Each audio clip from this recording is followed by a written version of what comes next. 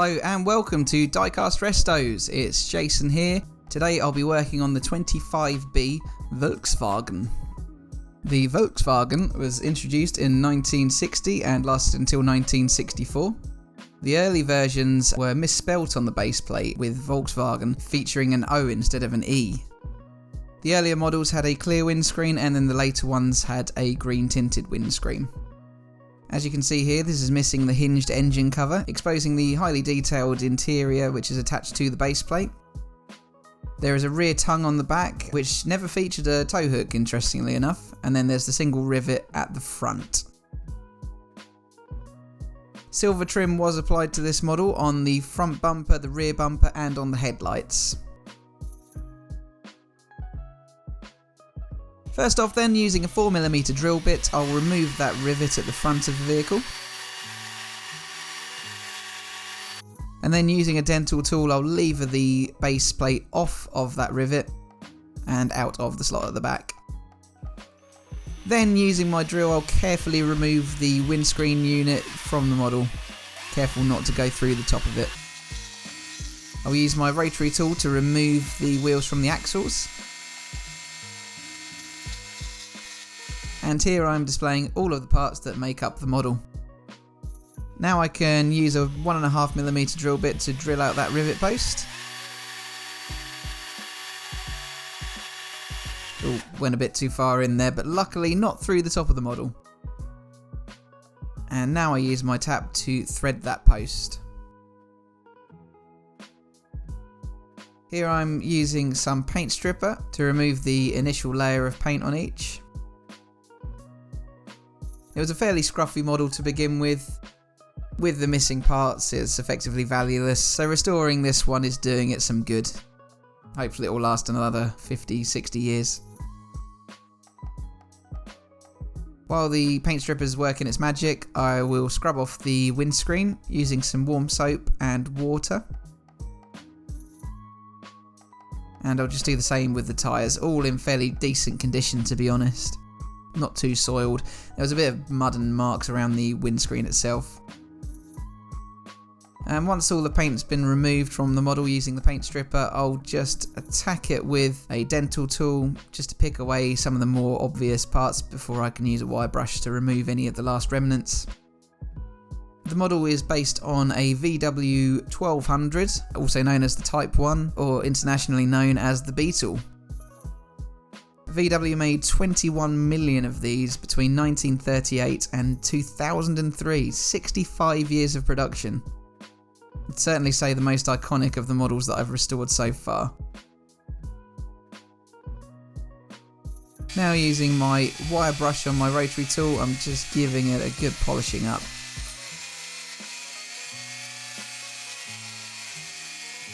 A touch of oxidization here and there, so polishing it will do it the world of good. I think this would be a really good candidate to completely restore in an original unpainted chrome variant. Perhaps one for the future. The only one I've come across so far. They're not particularly rare, but if I do get my hands on another, I think I will give it a try.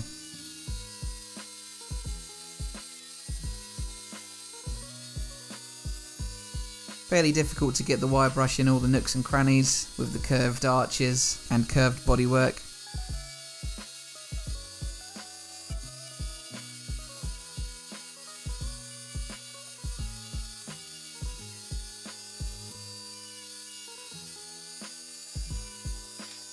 By now I've lost most of the bristles on my wire brush and I've just ordered some more in. But here's the replacement engine cover I've purchased from Model Supplies. Just giving it a quick polish prior to priming. Because the engine itself was left in the original metal colour, I decided to cover it with some masking tape prior to priming, just to ensure it doesn't collect any of the primer on the actual engine bay.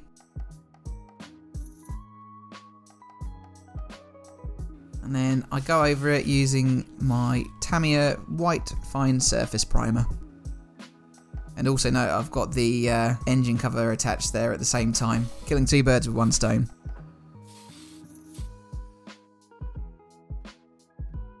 Now I'm doing the same with the body shell. Just a very light coat, I'll be using a polycarbonate spray for the main colour, so these tend to go on quite thick anyway.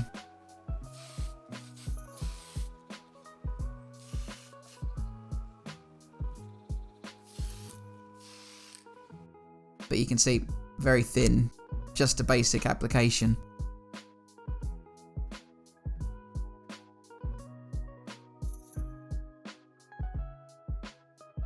And now for the main colour application, I'm using the Tamiya PS49 Sky Blue Anodized Aluminium. Bit of a mouthful, that name, but I think it matches really quite well.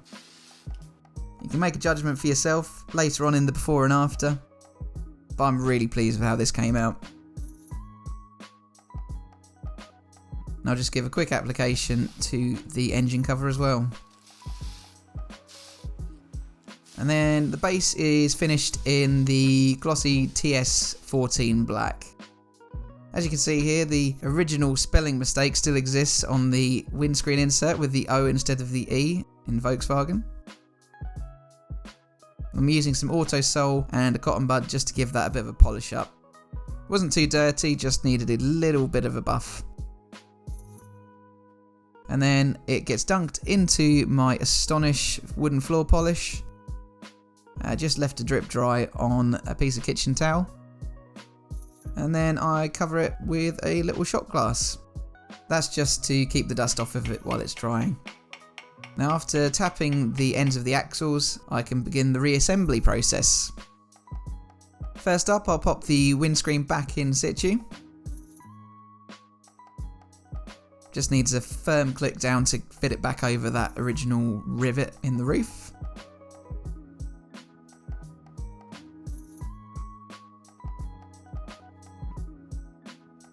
There we go, that fits in there nicely. Then I reattach the engine cover. Little bit fiddly, but it does fit in there eventually.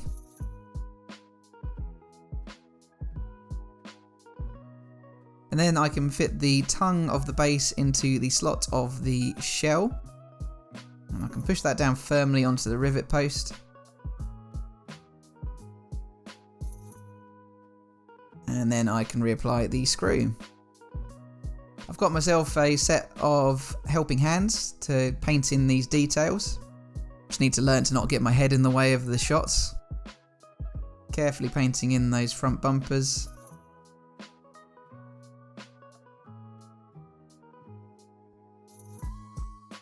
And then the headlights. Much easier to paint rather than holding them in your hands. And here I'm just finishing off with the rear bumper.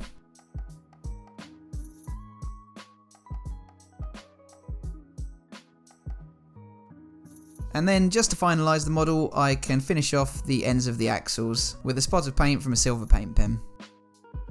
Now here's a reminder of the model we began the day with.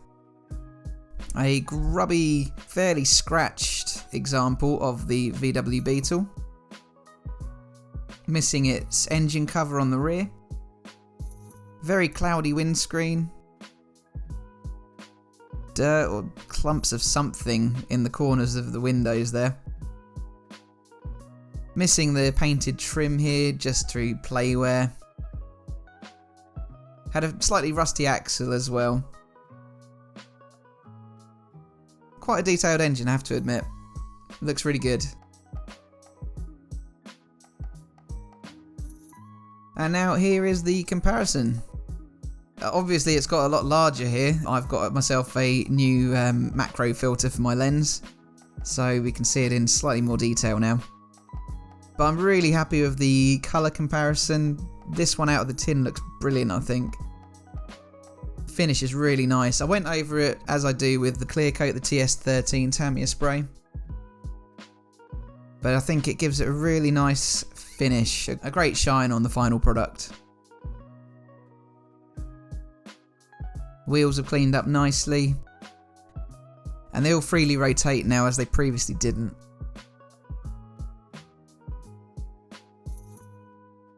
So that's it for today, guys. I've set up a Patreon page. If anyone is interested, please go over there and check that out. You can see a preview of the next model on there as well, so please give that a try. So it leaves me to say thank you very much for watching. Please like and subscribe, and I'll catch you again for the next one. Bye for now.